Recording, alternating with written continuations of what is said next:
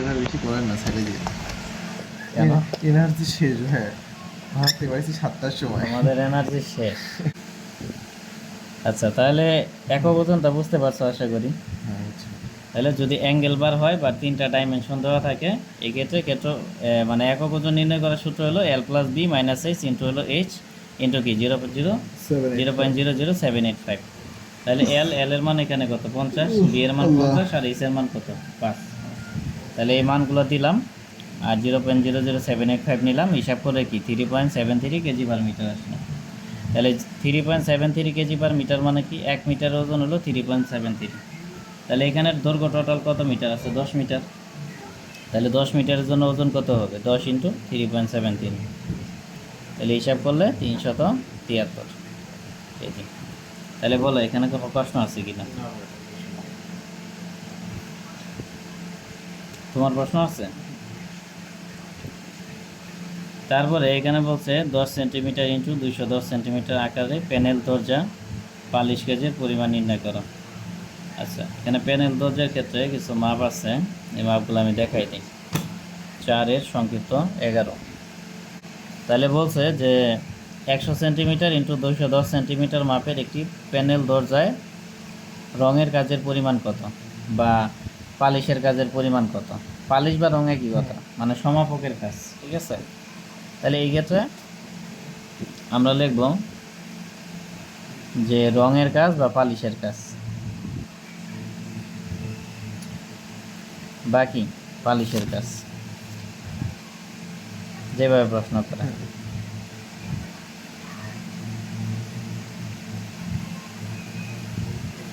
এটা সূত্র হলো L into h, N into L into h. আর যদি প্যানেল দরজার কথা বলে তাহলে 2.25 গুণ দিতে হবে। মানে টোটাল যে ক্ষেত্রফল পাবো এটার থেকে রঙের পরিমাণটা কি লাগবে 2.25 গুণ বেশি লাগবে। কি কথা বুঝাইতে পারছি? এটা এখন এখানে দরজার সংখ্যা কয়টা, দরজা যেহেতু কিছু সংখ্যা বলে নেই তার মানে সংখ্যা একটা। ঠিক আছে, তাহলে আমরা সংখ্যা এখানে n এর মান 1 নিব। তারপরে দৈর্ঘ্য L, L এর মান এখানে কত, L এর মান হলো 100 আর H এর মান কত 210। দরজার অঙ্ক করাইছি।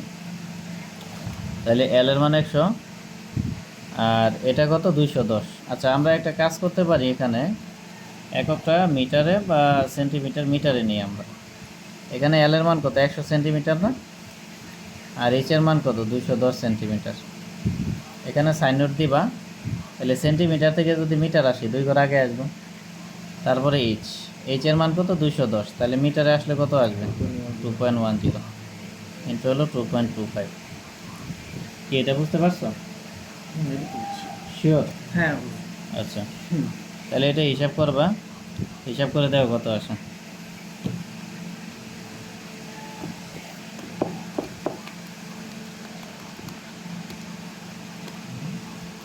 4.725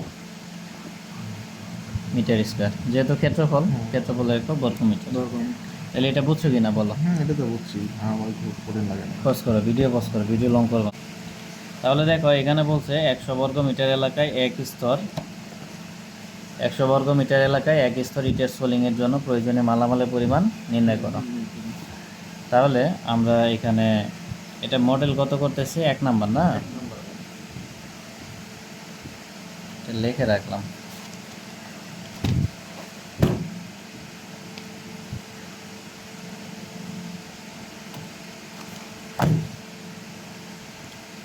তাহলে 11 নম্বর অঙ্কটা দেখো মডেল 1-এর। আমরা জানি 1 বর্গ মিটারের জন্য সোলিং করতে ইট কয়টা লাগে 35টা।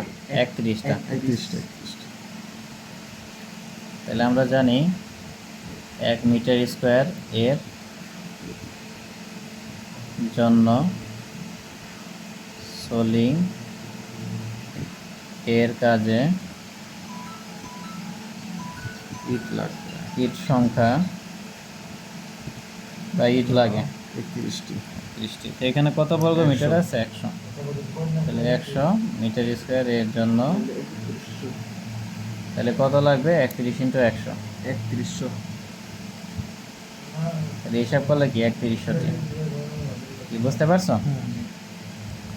তারপরে সোলিংয়ের কাজে এখানে আমরা ইটটা দেখাবো আর বালির পরিমাণটা দেখাবো। তাহলে লিখবো যে বালির পরিমাণ।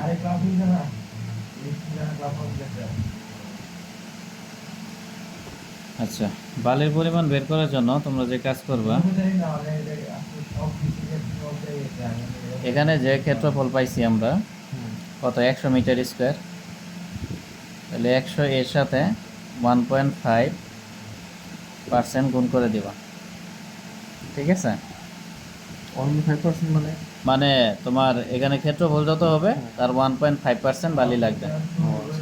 এটাকে ভেজা এটা হ্যাঁ, তাহলে এখানে 100 ইন্টু 1.5 বাই 100, তাহলে হিসাব করলে কি?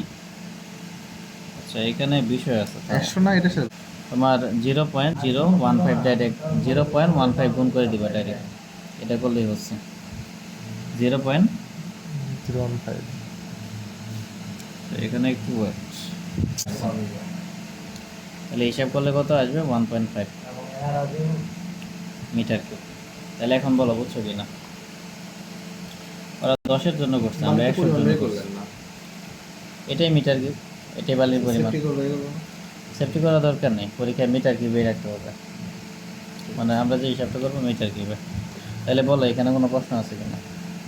মানে 1.5 রেশিওটা ফিক্সড। হ্যাঁ, মানে যে ইয়ে দেওয়া থাকবে গুণ করে দেব। এটাই আর কি। তাহলে এটা করবো 1.5। নেক্সট। এরপরে দেখো এখানে বলছে যে 100 বর্গ মিটার দেওয়ালে 12 মিলিমিটার পুরুত্বে 1:6 অনুপাতে প্লাস্টারের জন্য প্রয়োজনীয় কাজের পরিমাণ নির্ণয় করা। তাহলে এই অঙ্কটা, এই 12 নম্বর অঙ্কটা একদম 3 নম্বর অঙ্কের মতো, এটা ট্রাই করবা। 100 বর্গ মিটার 12 মিলিমিটার পুরুত্ব, 100 বর্গ মিটার 12 মিলিমিটার পুরুত্ব। ওখানে আমরা অনুপাত ধরছিলাম 1:4, এখানে আছে 1:6। ভাই হ্যাঁ, 100 গুণ 5%, ওইটা একটু ক্যালকুলেটরে করে দিন তো। দেখো 100 ইন্টু 5 বাই 100, আচ্ছা, 5ই আসবে। তো আপনি জিরো ইয়া দেখছেন। না, এখানে দেখো এটা তো 1.5। 1.5। ও সরি, তারপরে দেখো এখানে, তাহলে এই অঙ্কটা কি একবারে হুবহু বলছি ভাই। 3 নম্বরের মতো, তাহলে এটা ট্রাই করবা। আর এখানে বলছে একটি দরজার আকার এত, চৌকাঠের আকার এত হলে চৌকাঠ তৈরিতে মালামালের পরিমাণ নির্ণয় করো। পজ করো, সলিউশনে আসি। তাহলে এখানে আমাদের মূলত চৌকাঠের কাজ বের করতে বলছে, ঠিক আছে? তাহলে কত নাম্বার? 13 নাম্বার। মানে হয়তো ওই যে আপনার কিছু হ্যাঁ, তাহলে চৌকাঠের কাজ, বংশধর। তাহলে আমরা লিখবো যে চৌকাঠের পরিমাণ।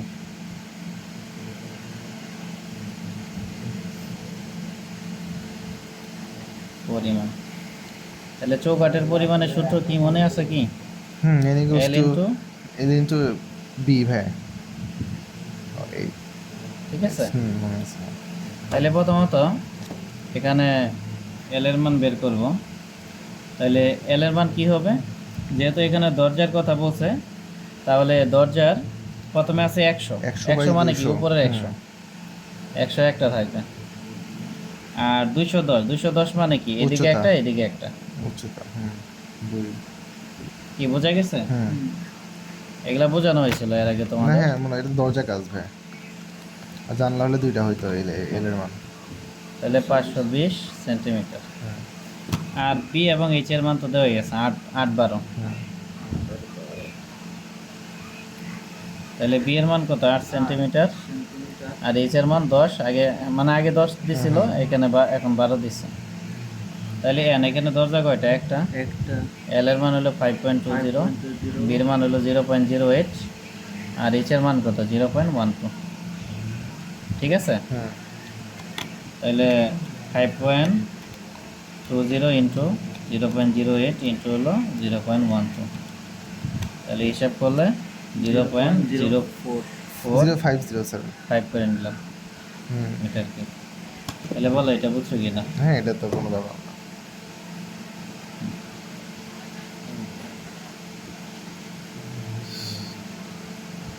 জানালা 10টা, এখানে শুধু একটার কথাই বলছে। এই আর কি। তারপরে দেখো এখানে বলছে যে একটি শো কয়েলের ভেতরের ব্যাস 150, ওই যে আমরা সেপটিক ট্যাঙ্ক করছি না, তো এই দিকে একটা বিষয় থাকে এটা আর কি। আচ্ছা আমি দেখাচ্ছি আবার। একটি সহায়ক হলে ভেতরে ব্যাস হলো 150 সেন্টিমিটার, ওয়ালের পুরুত্ব 25, উচ্চতা হলো 240 হলে সকলের দেওয়ালে গাঁথনির পরিমাণ নির্ণয় করা। আচ্ছা অঙ্কটা করি, পরে আমি দেখাচ্ছি।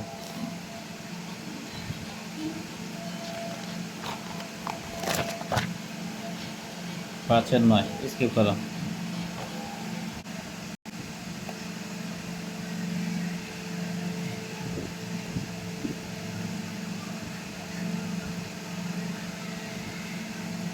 গোল দিয়ে দিলাম।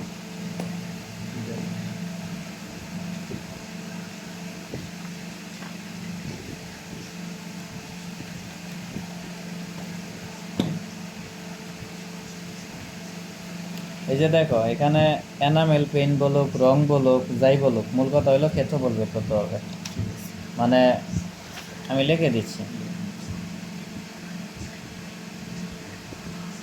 গ্রিল না, গ্রিলটা পরে, রঙের কাজ,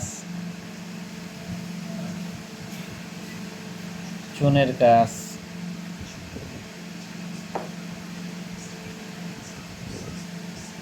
তারপরে কি, তারপরে ধরো তোমার বললো রঙের কাজ, চুলের কাজ, পালিশের কাজ,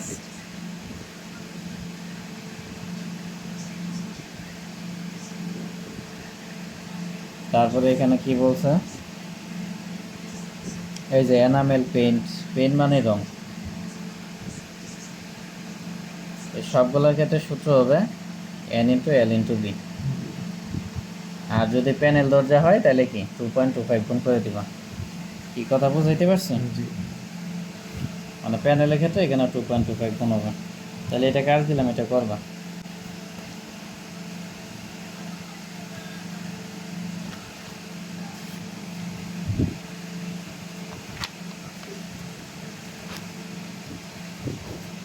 ভিডিওটা পজ করো, কাজগুলো দেখাই নিলেই হচ্ছে। থাক তাহলে খুঁজতে সুবিধা হবে, মন থাকলে কাজটা করে দিচ্ছে, আমি খুঁজে পাওয়া যাবে এখন easy। দরকার বলে একটু সলিউশনগুলো দেখবা, কারণ আগে তো অঙ্ক করাইছি তোমাদের। তো সলিউশনগুলো সাহায্য নিবা, নিয়ে ট্রাই করবা। মূল কথা হলো নিজে থেকে চেষ্টা করতে হবে, চেষ্টার বিকল্প কিছু নেই। চেষ্টা তো অবশ্যই হবে। হ্যাঁ, আর আগে যেহেতু এই অঙ্কগুলো করাইছি তোমাদের, সলিউশন একটু দেখলে মাথায় চলে আসবে বিষয়টা। ঠিক আছে।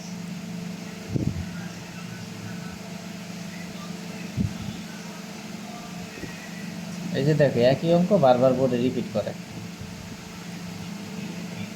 এগুলা মূলত আর 2টা ক্লাস নিলে শেষ হয়ে যাবে আমাদের। এটা একবারে মুখস্থ, এটা দেখবা, সলিউশনটা দেখে করার চেষ্টা করবা।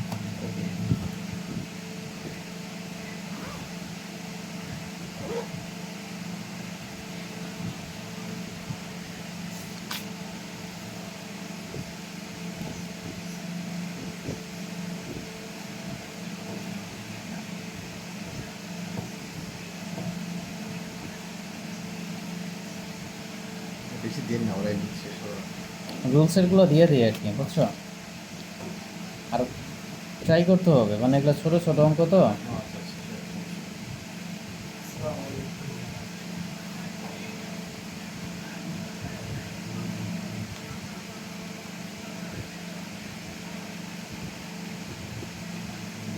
এটাই হোস্টেল লাইফ ভাই,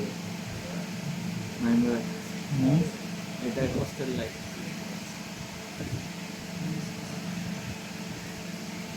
হোস্টেলে না থাকলে অনেক কিছু মিস করে লাইফে।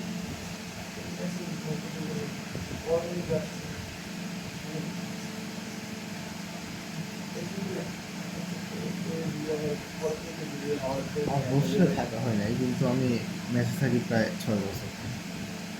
হোস্টেলে থাকা হয় নাই, কিন্তু মেসে থাকি আর কি। বুঝতে পারছি।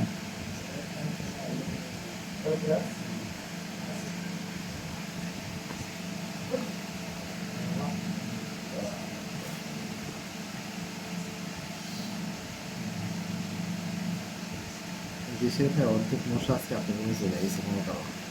আমার তো এবং একটাও পরিষ্কার কামড় দিল করছি তো, না। এই জন্য মনে হয়।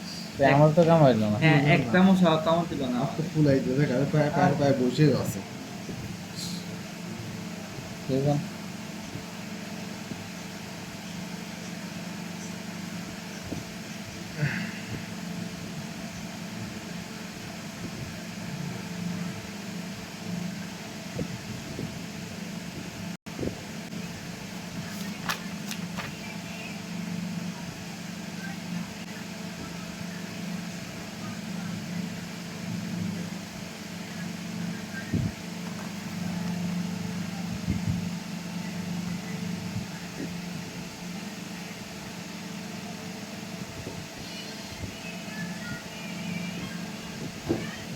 হুম হুম হুম